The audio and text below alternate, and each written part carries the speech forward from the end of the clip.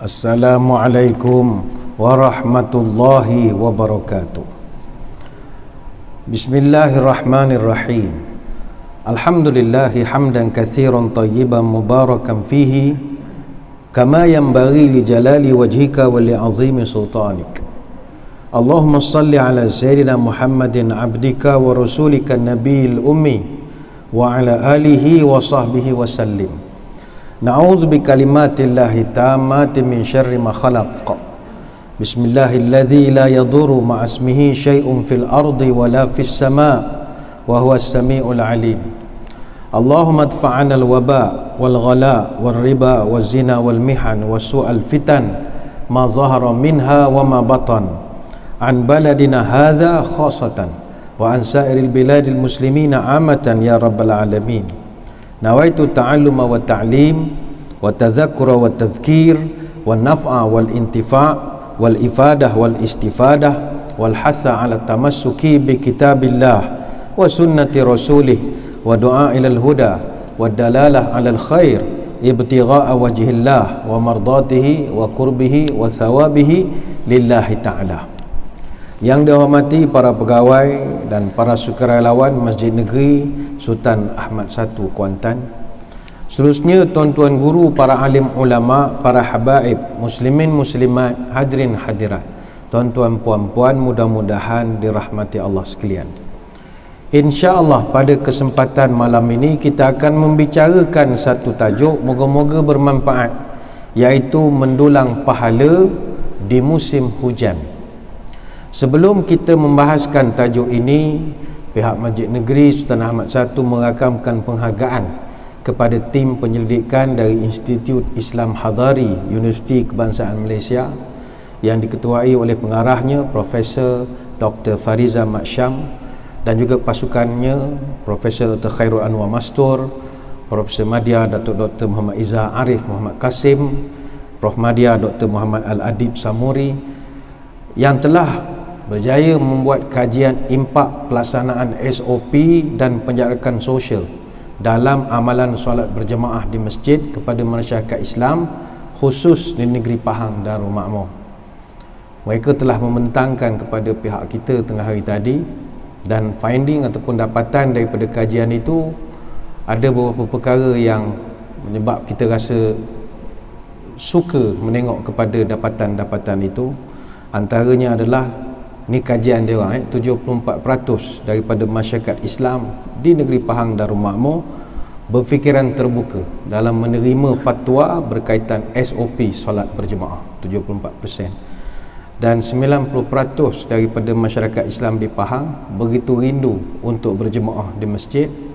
Ada 66% yang tertekan kerana tidak dapat berjemaah di masjid, dan 64% merasa jiwa kosong bila tidak ke masjid. Mana kesimpulan kita boleh buat, orang Pahang suka pergi masjid. Tahniahlah diucapkan kepada seluruh muslimin muslimat. Harap subuh bolehlah tambah sikit lagi, ya, boleh ramaikan lagi. Hadirin hadirat sekalian, kita sekarang dah pun memasuki musim hujan ataupun lebih dikenali sebagai musim tengkujuh. Timbul perbahasan kenapakah tengkujuh ini dinamakan tengkujuh, mana asal usul tengkujuh ini.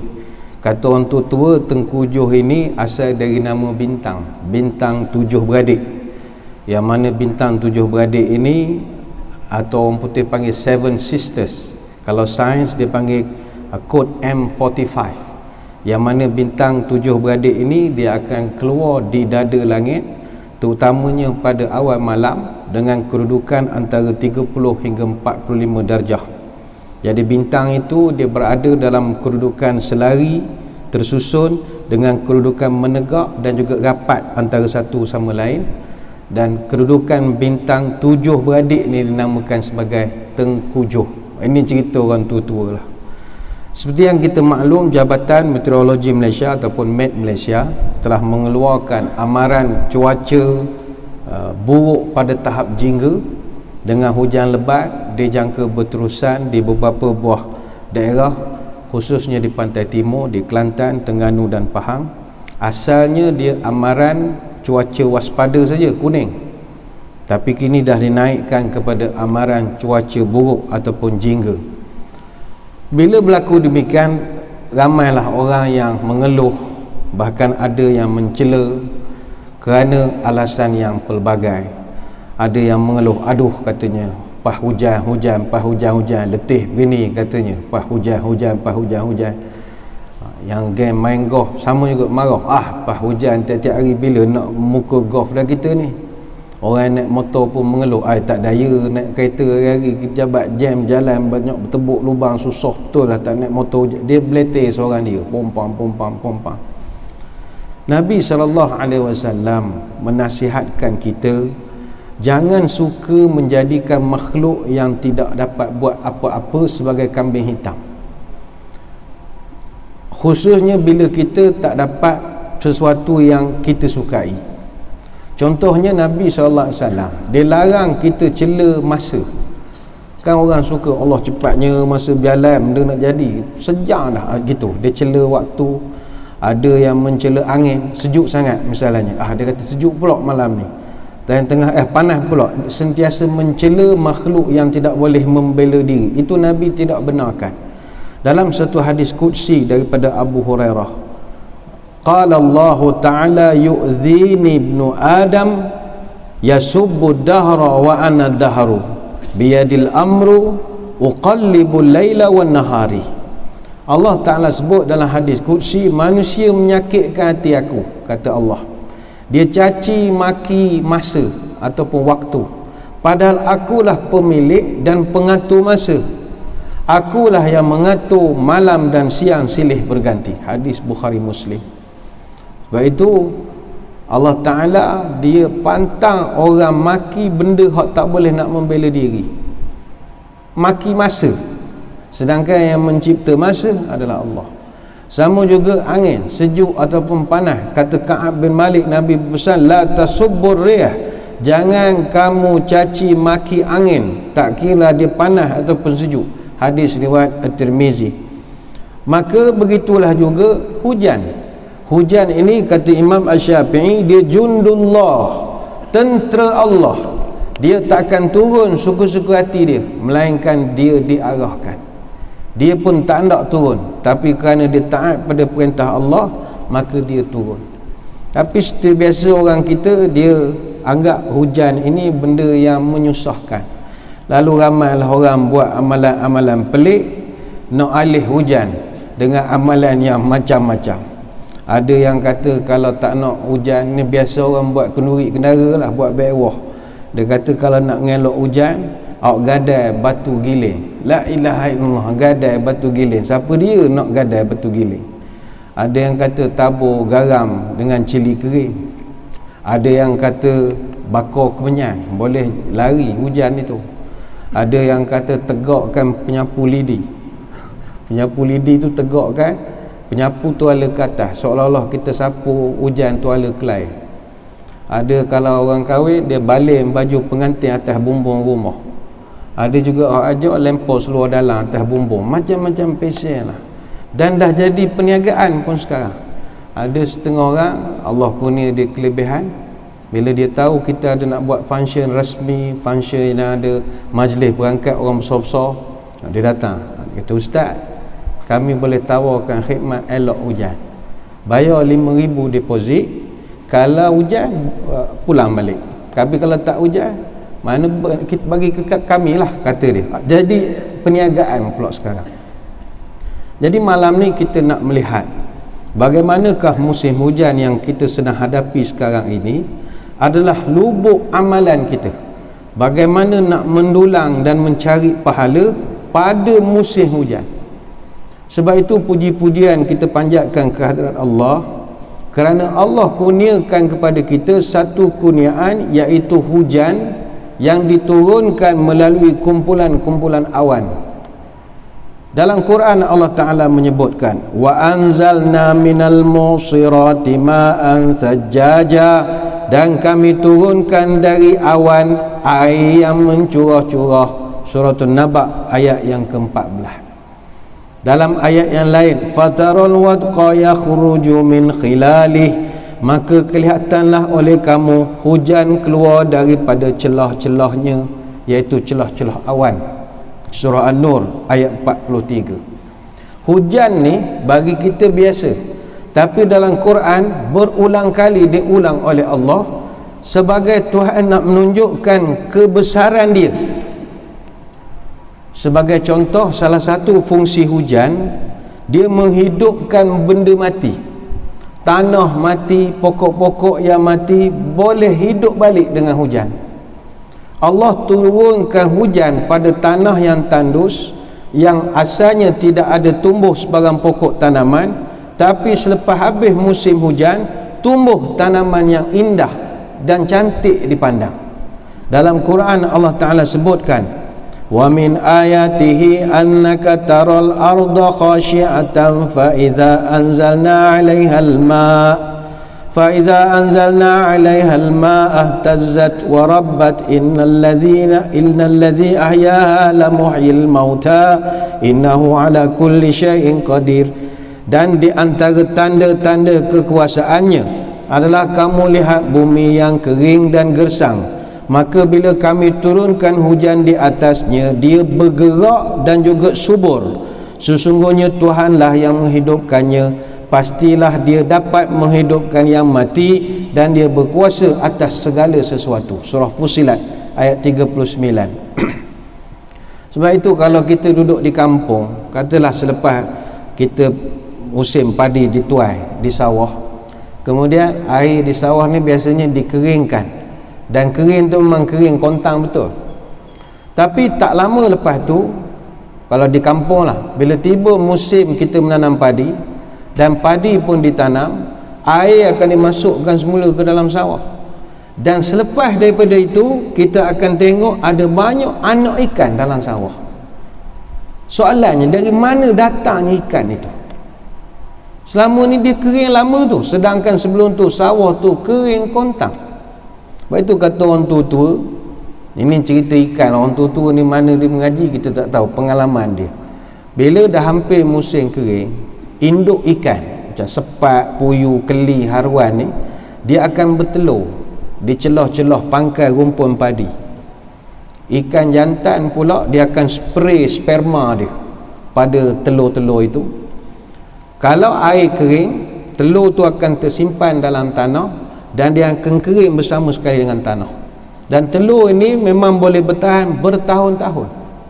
Dan bila air diisi semula ke dalam sawah, telur ini akan aktif semula dan menetah, dan seterusnya membesarlah ikan-ikan di situ. Sebab itu yang ini ada logik sainsnya. Sebab ada banyak jenis-jenis benih dalam dunia ini yang dia boleh bertahan dalam keadaan kering dan dia boleh bertahan dalam tempoh yang lama. Contohnya benih paku pakih. Kajian saya mengatakan benih paku pakih boleh bertahan sehingga 1 juta tahun, dan dia akan tumbuh bila keadaan sesuai. Nampak macam tak ada benda, tapi bila lepas hujan dia akan tumbuh. Maka benarlah Allah Ta'ala menyebut, dengan hujan adalah aku hidupkan benda hak sebelum ni mati. Maka inilah rahmat yang Allah Ta'ala turunkan kepada kita. Lalu apakah amalan-amalan soleh yang boleh kita buat ketika turun hujan? Amalan soleh ni, contoh teladan yang kita kena ikut adalah teladan dari Nabi SAW. Apakah amalan-amalannya? Pertama, kata para ulama, bagaimanakah keadaan Nabi ketika melihat langit mendung, cuaca mendung? Joong kata Kelantan, joong.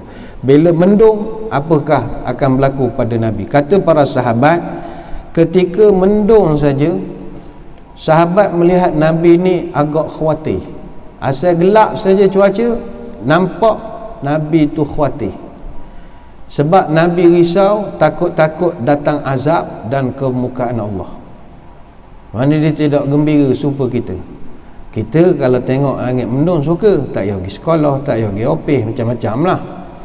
Kata Aisyah radhiyallahu anha, kana Rasulullah sallallahu alaihi wasallam idza ra'a nashi'an fi ufuqin min afaqis samai taraka 'amalahu wa in kana fi salatin thumma aqbala alaihi.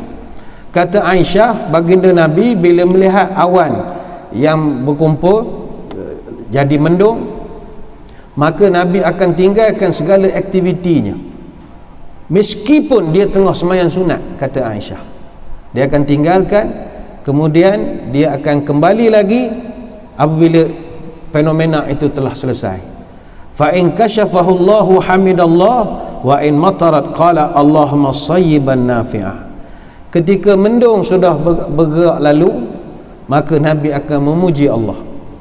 Tapi kalau mendung tu kemudian hujan, Nabi baca pula doa, Allahumma sayyiban nafi'ah. Ya Allah, jadikanlah hujan ini sebagai hujan yang bermanfaat. Dalam riwayat lain daripada Aisyah, kana Nabi sallallahu alaihi wasallam idza ra'a makhilatan fis sama'i aqbala wa adbara wa dakhala wa kharaja wa taghayyara wajhuhu. Baginda Nabi bila melihat langit mendung, Nabi akan beranjak ke depan, ke belakang, keluar, masuk. Wajah baginda akan berubah raut wajahnya, nampak dia gelisah. Fa iza amtaratis sama'u surriya anhu fa arafathu Aisyatu zalika fa qala an-nabiy ma adri la'allahu kama qala qaum falamma ra'awhu 'aridan mustaqbil awdiyatihim. Kata Aisyah, bila hujan turun saja Nabi akan mula menenangkan hatinya. Dan kata Aisyah, saya kenal sangat perangai Nabi.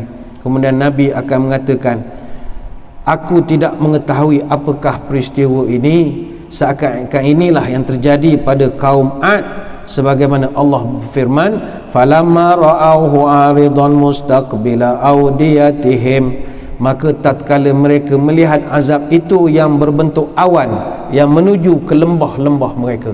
Surah Al-Ahqaf ayat 24. Ni hadis riwayat Imam Bukhari. Maka kata Ibn Hajar Al-Asqalani ketika menghuraikan hadis ini, kata dia, hadis ini menunjukkan bahawa Nabi kita bila dia tengok mendung, tiba-tiba hatinya akan jadi risau, takut itu adalah azab yang Allah turunkan ketika itu. Sebab kaum Ad yang kita tahu, kaum Ad ni dihancurkan oleh Allah, asalnya dia diturunkan mendung juga, tapi dia orang tak menyangka itu adalah azab. Jadi Nabi setiap kali mendung dia akan susah hati. Tapi bagi kita di Malaysia, khusus di negeri Pahang, mendung ni mainan je, benda nak sedih je, kita lantak lah mendung, reduk sikit, gitu sajalah. Dia kalau tuan-tuan nak pahala lebih sikit, asal mendung lepas ni buat gelisah sikit, gelisah. Tapi wajar untuk kita gelisah dengan mendung ini, sebab hujan ni ada yang rahmat dan ada juga yang boleh jadi malapetaka. Sebagai contoh, hujan salah satu daripada yang mengiringinya adalah kilat dan juga petir. Dan itu yang wajar kita takuti. Beberapa hari lepas keluar berita, ada saudara kita meninggal panah petir ketika pergi ke sawah di sebelah utara sana. Dan Malaysia ni memang negara yang kuat petir, kita tak perasan. Sebagai contoh, bangunan paling tinggi lah setakat ni di Malaysia, KLCC. KLCC ni tujuan utama kerajaan bina bukan untuk shopping, tak. KLCC ni adalah lightning conductor, dia penebat kilat. Asal usul dia dicipta sebab Kuala Lumpur adalah lightning capital city of the world. Dalam dunia, antara negara yang paling parah kena panah petir Kuala Lumpur. Kita kena kilat, panah kilat 200 kali setahun. London cuma kilat 20 hari saja setahun. New York 10 hari setahun. Kita 200 kali setahun. Sebab itu KLCC dia buat daripada logam. Tujuannya untuk nak penebat kilat. Jadi kilat bukan benda kecil, benda yang serius di negara kita. Maka wajar bila cuaca mendung, kilat sabung menyabung, janganlah selok, jangan galak sangat, kena ada risau sikit. Dan itulah amalan Nabi SAW. Itu yang pertama, dapat pahala. Yang kedua, kata ulama, bagaimanakah Nabi bila berlakunya hujan? Nombor dua, kata ulama, Nabi akan menunjukkan kesyukurannya atas nikmat turunnya hujan. Sebab itu bila Allah memberikan nikmat hujan, sangat dianjurkan bagi kita untuk bersyukur kepada Allah dengan membacakan satu doa yang Nabi ajarkan, Allahumma sayyiban nafi'ah, Ya Allah, turunkanlah kepada kami hujan yang bermanfaat. Dan itulah yang Nabi ucapkan ketika turun saja hujan. Itu berdasarkan hadis daripada Aisyah radhiyallahu anha. Air hujan ini, kata ulama, dia adalah satu kurniaan. Tapi seperti yang kita sebutkan tadi, selain daripada ianya juga nikmat, ianya juga boleh jadi musibah. Dan seperti yang pernah kita bincangkan dahulu, antara tanda-tanda kiamat nanti adalah hujan ini akan banyak tapi tak ada manfaat dari segi menumbuhkan sesuatu.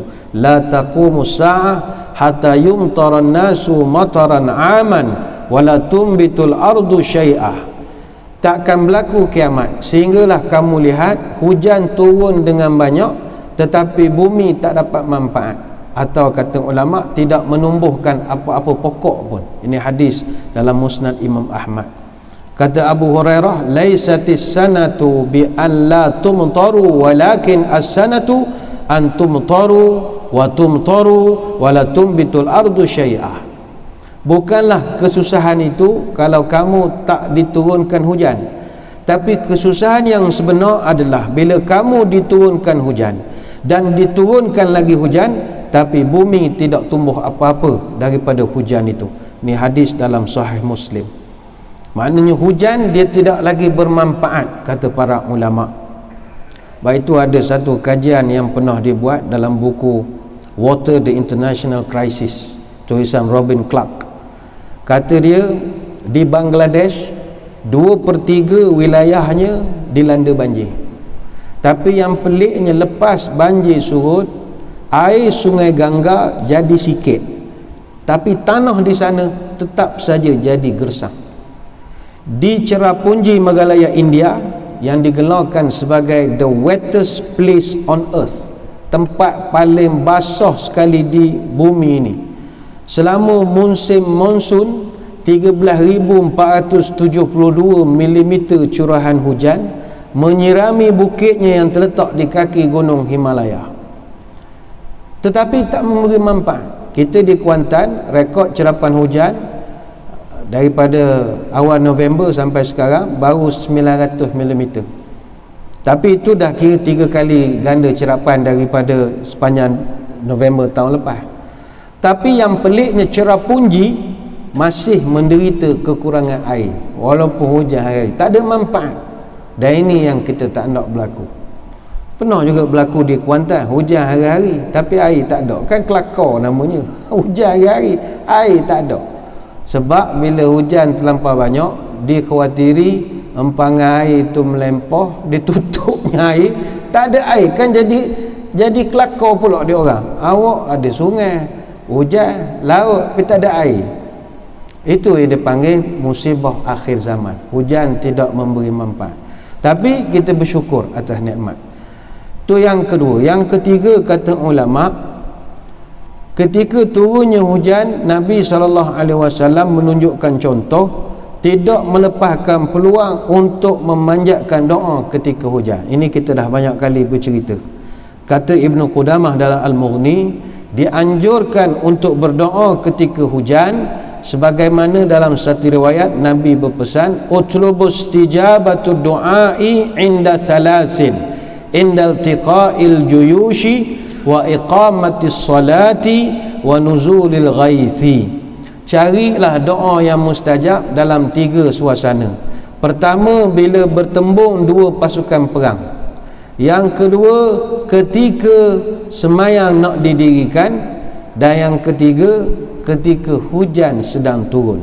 Ini hadis direkodkan oleh Imam Asy-Syafi'i dalam kitab Begitu juga hadis daripada Sahal bin Sa'ad. Nabi pesan, sintani ma turaddani du'a'u 'inda nidai wa tahtal matar. 2 doa yang tak akan ditolak. Pertama, doa ketika azan, dan yang kedua, doa ketika turunnya hujan. Hadis riwayat Al-Hakim dan juga Al-Baihaqi. Baik itu, kita di Malaysia bila hujan jarang tengok orang ambil kesempatan berdoa. Tapi kalau di negara Arab, mereka selok dengan hujan ni, sebab mereka payah hujan. Lepas tu kalau tuan-tuan tengok di Mekah, Masjidil Haram, Masjid Nabawi, Madinah, Mekah, Kalau hujan dia selok dia lain macam sikit. Sebab dia orang memang menghargai hujan. Sebab hujan payah.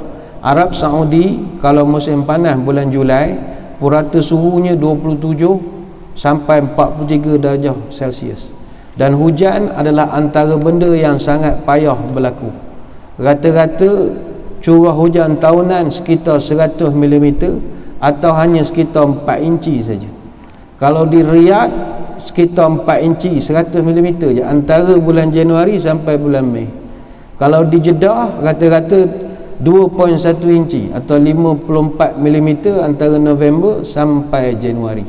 Jadi dia orang memang payah hujan. Jadi bila hujan tu dia berdoa.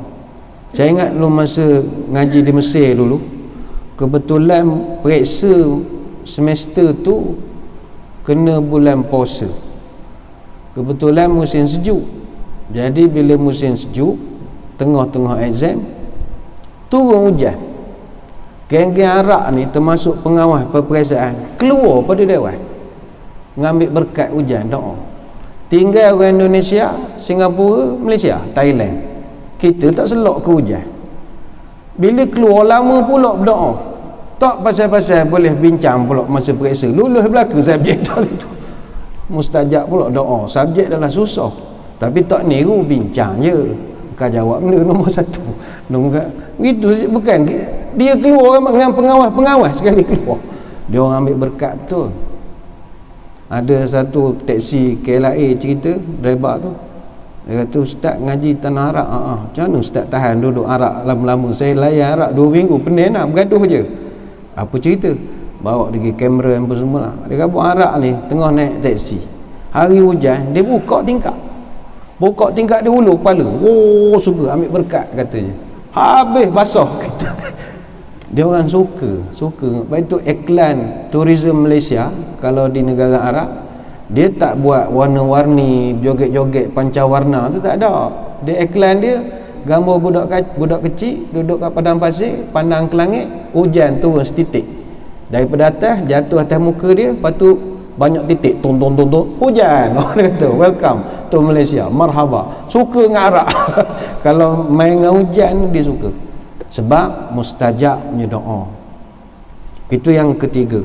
Yang keempat, kata ulama, bagaimanakah reaksi Nabi SAW ketika terjadi hujan lebat?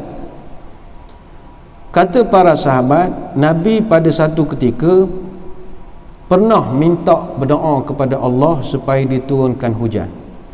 Kemudian ketika hujan turun sikit, lama-lama dia jadi lebat. Bila dah lebat, Nabi mohon kepada Allah supaya diredakan sikit hujan. Kemudian kata Nabi, Allahumma hawalaina wala alaina. Ya Allah, turunkanlah hujan sekitar kami, janganlah turunkan hujan untuk merosakkan kami. Allahumma alal akami wal jibali wal zirabi wa butunil adwiyah wa manabitis syajar. Ya Allah, turunkanlah hujan ke dataran yang tinggi, ke gunung ganang, bukit bukau, perut lembah dan tempat tumbuhnya pokok-pokok. Hadis riwayat Imam Bukhari. Kata Syekh Saleh As-Sadlan, doa ini dibaca ketika hujan makin lama makin lebat, sebab kita khawatir dia akan membawa hujan yang membahaya, termasuklah banjir dan sebagainya lagi. Jadi ada dua keadaan kata ulama. Nabi berdoa ketika mendung dia berdoa, hujan biasa pun dia berdoa, hujan lebat bagai nak rock pun Nabi berdoa. Artinya tak berhenti berdoa. Jadi ini amalan yang boleh kita buat sepanjang musim hujan ini. Itu yang keempat. Yang kelima kata ulama, Nabi dia suka mengambil berkat daripada air hujan. Ni ramai orang sibuk datang masjid nak ambil air kolah masjid. Bila tanya nak buat apa tu Haji? Ambil air kolah nak buat berubat. Ngapa? Air masjid ni berkat. Kenapa berkat? Sebab hari-hari dengar azan. Dia kira begitu. Sebab air kolah tu dengar azan, dengar Quran, dengar ceramah. Jadi air tu air reti bahasa dia kata. Kita ingin terangkan air hujan jauh lebih berkat daripada air kolah masjid. Apa sebab? Kerana dalilnya kuat. Air kolah masjid, air jampi berkat, tapi dalilnya adalah dalil atas dalil. Kenapa air jampi berkat? Kerana dibacakan Quran. Yang dalilnya adalah Quran tu yang berkat, bukan airnya. Tapi sebab kita baca, sabit dia jadi berkat. Tapi kalau air hujan, itu memang berkat betul. Ada satu hadis daripada Anas bin Malik. Kata Anas, kami pernah satu ketika berjalan, tiba hari hujan. Kemudian Nabi pun, dia selok baju dia sikit, kemudian dia kenakan badan dia pada hujan. Lantas sahabat bertanya, ya Rasulullah, apa buat begitu? Basahlah. Kata Nabi, li'annahu hadithu ahdin bi rabbih ta'ala. Aku buat begitu sebab hujan ini adalah benda yang baru saja Allah ciptakan. The latest creation, ciptaan Tuhan yang paling model terbaru. Kalau kereta model paling baru sekali, barang rare, baru turun, panas-panas dalam plastik lagi. Ini ciptaan paling baru. Jadi aku nak ambil barakah daripada benda hok baru keluar kilang, kata Nabi. Ini hadis riwayat Imam Muslim. Kata Imam An-Nawawi, makna hadis ini menunjukkan bahawa hujan itu adalah rahmat, kerana baru saja diciptakan oleh Allah. Maka Nabi kita bertabaruk ataupun mengambil berkat daripada benda yang baru diciptakan itu. Dan kata Imam An-Nawawi lagi, dalam hadis ini terdapat dalil bagi ulama Syafi'iyah tentang digalakkan kita selok sikit baju. Jangan sampai membuka aurat lah. Kalau tuan-tuan kalau hujan kan, jangan selokkan plekat sampai nampak peha, tak jadi begitu. Sikit saja pada ketika turunnya hujan, supaya kita tersiram sikit di hujan tersebut. Ini jarang dibuat oleh orang kita. Jarang dibuat oleh orang kita. Dalam hal mencari berkat dengan air hujan ini juga ada dicontohkan oleh sahabat-sahabat Nabi, antaranya Ibnu Abbas radhiyallahu anhu. Dia mengatakan bahawa annahu kana idza amtaratis sama'u yaqul ya jariyah akhriji sarji akhriji thiyabi wa yaqul wa nazzalna minas sama'i ma'an mubaraka. Bila hujan turun, Nabi akan panggil pembantu-pembantu dia, bawa sini aku punya baju, bawa keluar aku punya pelana. Kemudian Nabi membacakan ayat wa nazzalna minas sama'i ma'an mubaraka, dan kami turunkan air dari langit yang penuh dengan keberkatan. Allah Ta'ala sebut dalam surah Qaf ayat 9, wa nazzalna minas sama'i ma'an mubaraka, dan kami turunkan dari langit air yang penuh berkat. Jadi siapa yang kata air hujan ini berkat? Allah. Jadi Nabi bila hari hujan dia suruh ambil baju, sebab nak kenakan badannya dengan air hujan. Sebab itu tuan-tuan, eloklah kalau ada masa kita ni, bagus kalau buat amalan mandi hujan sebenarnya. Tapi tak tahulah orang Melayu ni ajaran mana. Tak boleh mandi hujan ustaz, demam katanya. Tak boleh mandi kena hujan kepala terus berdenyut kepala, kena Panadol baru hilang. Ini semua ilmu sesat sebenarnya. Amalan mandi hujan adalah amalan yang sangat bagus. Orang tua-tua dulu memang amal. Kita ni budak dulu mandi hujan sehat je sampai sekarang, tak ada kerennya. Budak sekarang mandi hujan kita tak beri. Dah dia main telefon siang malam pandai muka, pakai spek, kerja 3 pakai spek dah. Lantak dia mandi hujan. Oh tak boleh colek dia orang, banyak alasan. Biar je mandi hujan. Cuma mandi hujan ini kalau ikut amalan orang tua-tua, khususnya di negara kita ni lah banyak pencemaran ni, eloklah mandi selepas 10 minit hujan turun. Jangan hujan terus mandi terjun macam-macam asap ada atas tu. Dalam 10 minit mandi. Yang keluar hujan ni biar hujan yang turun dari langit, bukannya mandi kat bumbung masjid. Tak boleh itu air pada bumbung masjid, tak jadi. Dia kena hot direct tengah padang fikir tu. Hujan betul-betul hujan. Dan yang bagus sekali kata orang tua-tua, hujan lebat. Jangan hujan gerimis super sekarang. Jangan kilat petir kan mati pula panas petir. Hujan lebat betul, pergi tengah-tengah tu. Lepas tu kata orang tua lagi, lepas mandi tu jangan lap, biar dia kering sendiri. Macam-macam lah ni amalan nak buang jin, kata orang tua. Masuklah kalau anak kita aktif, tak tentu arah, melompat sana melompat sini, hyperaktif sebagai contoh, biarkan dia mandi tengah hujan. Jadi Yalah macam biasa orang marah kata esok demam anak aku ustaz nak campur. Tak, dia demam ni tak ada kena-mena hujan. Kata orang perubatan, saya dah bertanya, dia hujan ni yang sabit ke demam sebab orang kalau suhu badan dia sejuk mudah kena penyakit. Itu saja. Macam sekarang kan di negara Northern Hemisphere dia tengah musim sejuk. Jadi bila musim sejuk winter memang flu demam ni biasalah, dia mudah sebab badan kita tidak ada haba sangat. Jadi puncanya yang jadi demam tu sebab sejuk, bukan kerana hujan itu. Hujan ni tuan-tuan rahmat. Janganlah kita macam contohlah, ada orang bila banjir saja, oh kenapa banjir berlaku? Oh ni hujan lebat sangat. Asyik nyaloh ke hujan? Tak boleh. Hujan ni rahmat. Ada satu kajian sains pernah saya baca, hujan ni dia ada sukatan. Allah Ta'ala takkan turunkan suka-suka hati. Wallazi nazzala minas sama'i ma'an biqadar fa ansharna bihi baldatan mayyitan kadzalika tukhrajun. Dan akulah yang telah menurunkan hujan biqadarin, dengan sukatan. Allah Ta'ala sebut, aku dah sukat dah dengan beberapa sukatan tertentu, dan dengan hujan ini aku hidupkan negeri yang kering tandus, dan demikianlah nanti kamu akan dibangkitkan daripada kubur. Surah Zukhruf ayat 11. Jadi orang sains ni dia kaji, bila Allah Ta'ala sebut hujan ni ada kadar, tara mana kadar dia?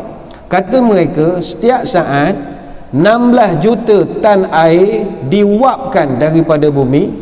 Dalam setahun 513 juta tan air akan dikitarkan balik.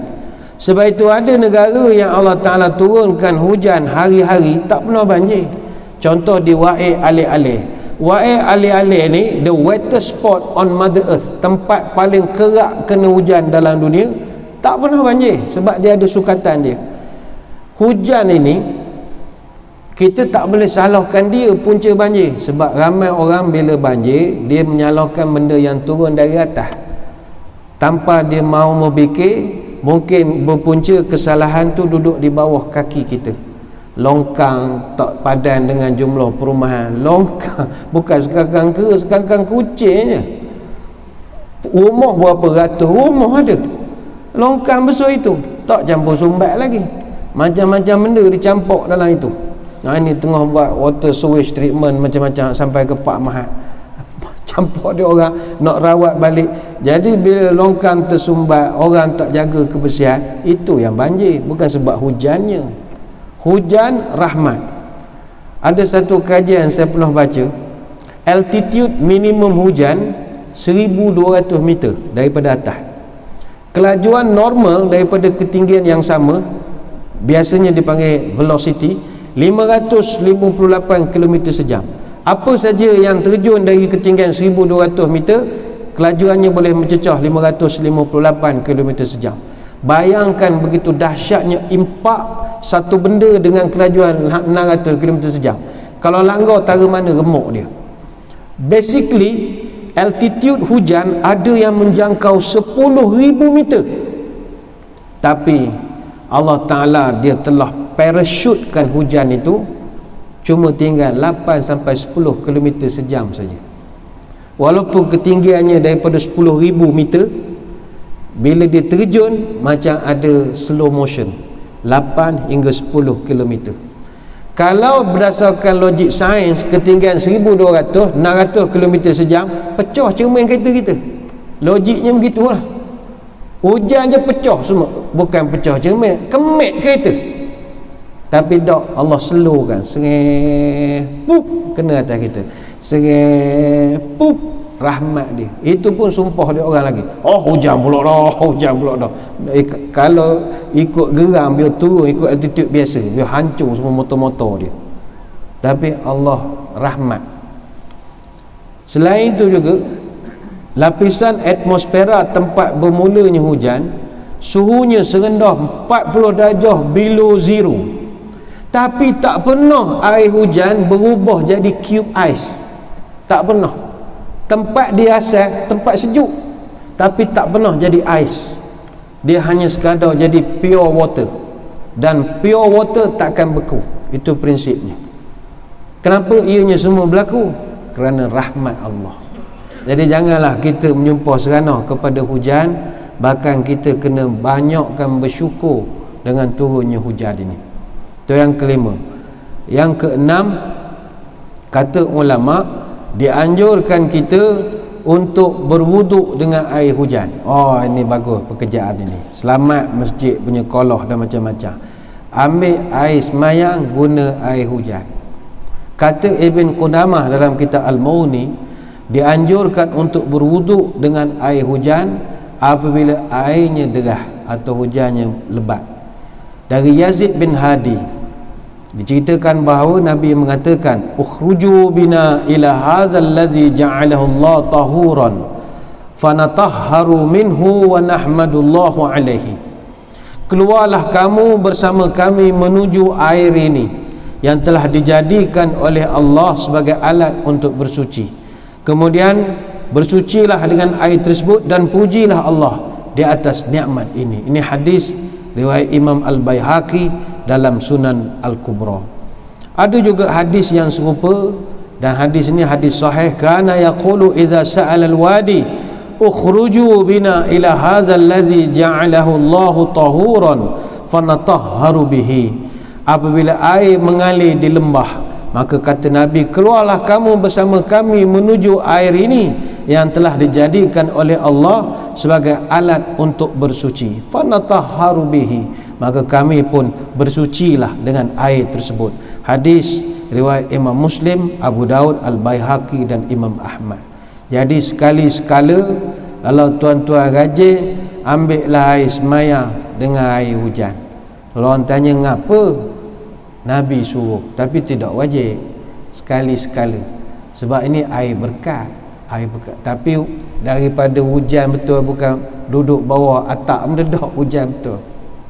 Itu yang ketujuh, yang keenam. Yang ketujuh,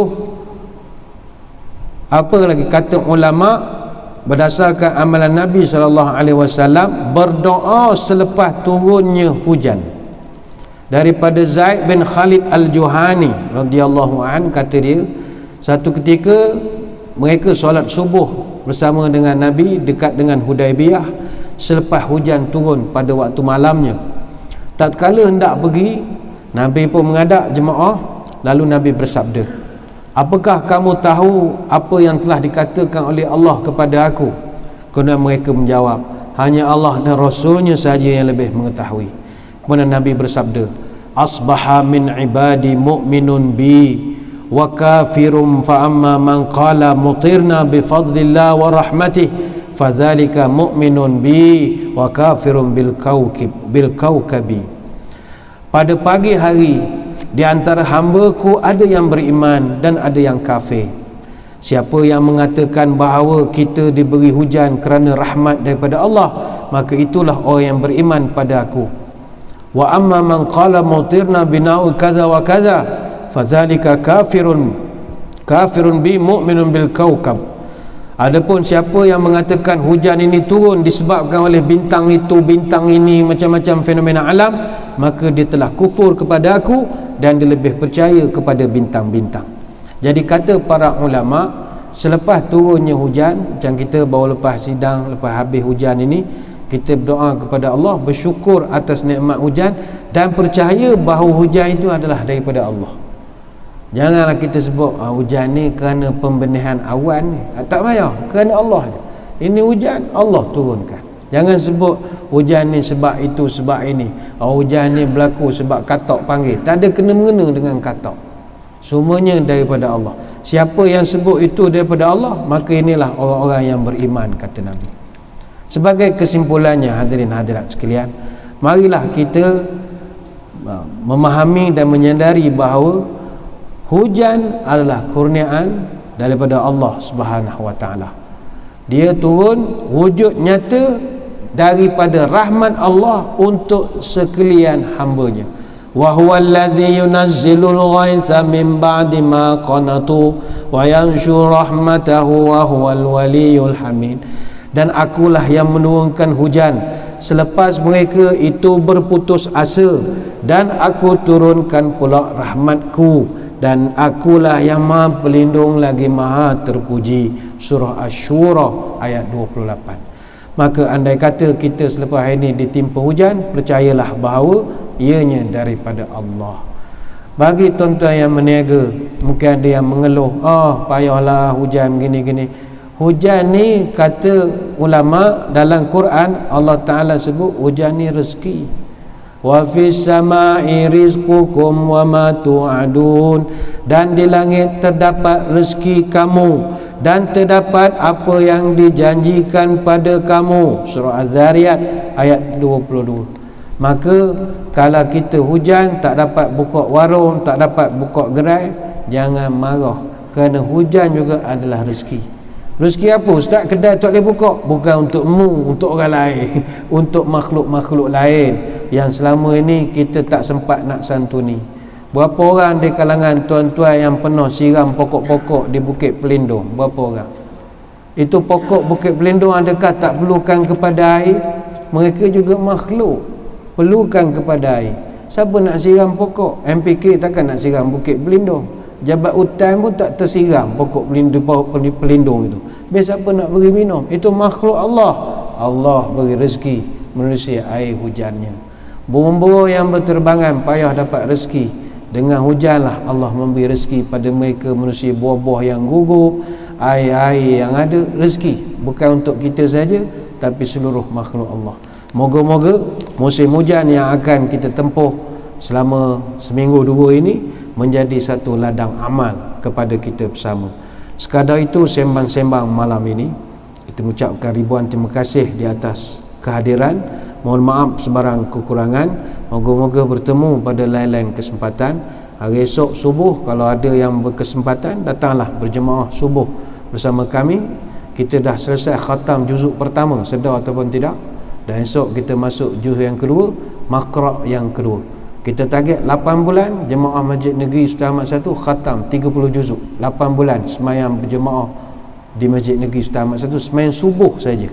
Kalau buat maghrib isyak kan takut ada pensan pula lama. Subuh saja kita mulakan untuk pendekor-pendekor subuh kita. Yang lain tu payah sikitlah. Jadi jemputlah datang pada pagi esok, dan kalau ada yang nak menaja sarapan pun kita lalu-lalukan.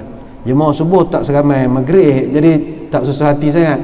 30-40 bungkus nasi lemak cukup sedap sangat dah, ya. Jadi kalau ada nak bawa, silakan letak saja. Air panas kita sediakan, Milo 3-in-1 Nescafe ada. Cuma bawa makan sandwich ke, tak saja. Sebab kedai sekarang PKPP ni pukul 7 baru buka, kebulu semua. 6 suku habis semayang. Semua terbenar je nak nunggu Duha. Ikut ada nasi lemak ni gunyah-gunyah. Murah rezeki tuan-tuan juga. Ada datang je lah, buat macam rumah sendiri, nak buat potluck saja. Jangan masak dah lah, bawa benda siap boleh, insyaAllah. Sekadar itu kita tutup pertemuan kita dengan doa. Moga majlis kita diberkati ilahi. A'udzubillahi minasyaitonirrajim. Bismillahirrahmanirrahim. Allahumma rzuq baladana Pahang Darul Ma'mur khasatan wa sairil biladil muslimin amatan as-sakha wan nama war raha wa fadha bihifdzika min kulli makruh ya rabbal alamin. Allahumma inna na'udzubika minal baras wal junun wal juzam min sayyil asqam wa na'udzu bikalimatillahi tammati min syarri ma khalaq. Ya kafi ya syafi ya wafi ya hamid ya majid, idfa' anna kull ta'bi syadid wakfina minal haddi wal hadid wal maradi syadid wakshim anna minal bala'i ma la yakshifu ghairuka. Allahumma inna nastaghfiruka innaka kunta ghaffara, tahassana bizil izzati wa antasamna bi rabbil malakut wa tawakkalna ala hayyil ladzi la yamut. Allahumma asrif an wilayah Pahang Darul Ma'mur wa Malaysia wa sairil biladil muslimin hadzal waba wa qina syarrid da wa najjina min jami'in anwa'il bala bilutfika ya latif innaka ala kulli syai'in qadir. Subhanakallahumma wa bihamdika nashhadu an la ilaha illa anta nastaghfiruka wa natubu ilaik. Wa sallallahu ala sayyidina Muhammadin wa ala alihi wa sahbihi wa baraka wa sallam. Walhamdulillahi rabbil alamin. Wabillahi taufiq wal hidayah. Assalamualaikum warahmatullahi wabarakatuh. Wallahu a'lam.